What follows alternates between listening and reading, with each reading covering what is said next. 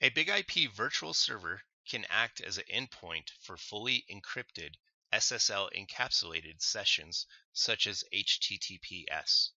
Once the traffic is decrypted, Layer 7 features such as cookie persistence and iRoles can be applied as the traffic is sent to the pool member. There are numerous advantages to this arrangement. For instance, pool members only have to process unencrypted traffic, which provides better server performance and reduced cost since each server does not need an SSL accelerator card. In addition, a single certificate installed on a big IP LTM system can take the place of a certificate installed on each pool member, thereby allowing offloading of certification verification tasks. Normally, a packet is encrypted from end to end in a typical SSL client-server connection. This means that the server is responsible for negotiating certificates and keys. If hardware acceleration is desired to take the load off the operating system, then each server must have an SSL accelerator card.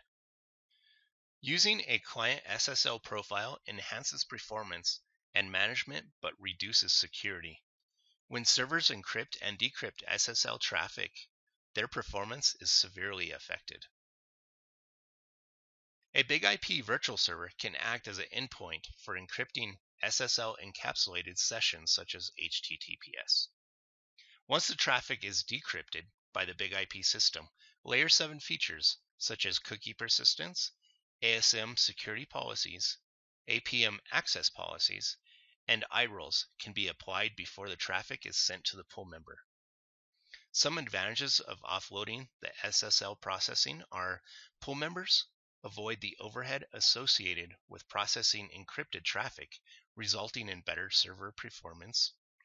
A single SSL certificate installed on a big IP local traffic manager system can take the place of certificates installed on each pool member.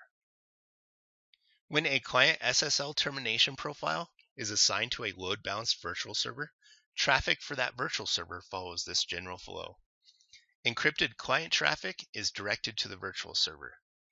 When the LTM receives the traffic, the client SSL profile settings instruct the virtual server to establish an SSL session and decrypt the traffic.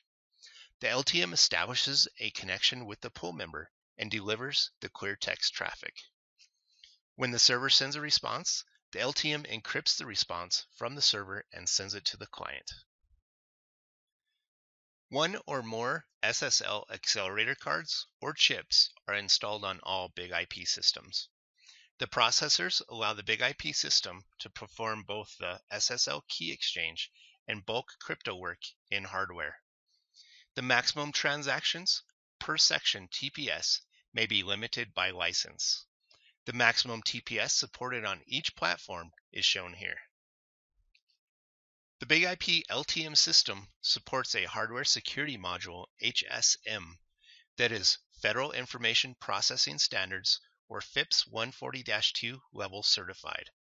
The FIPS standard is a set of requirements designed to facilitate the construction and measure of the security of cryptographic modules and defines methods for protecting cryptographic keys from unauthorized access.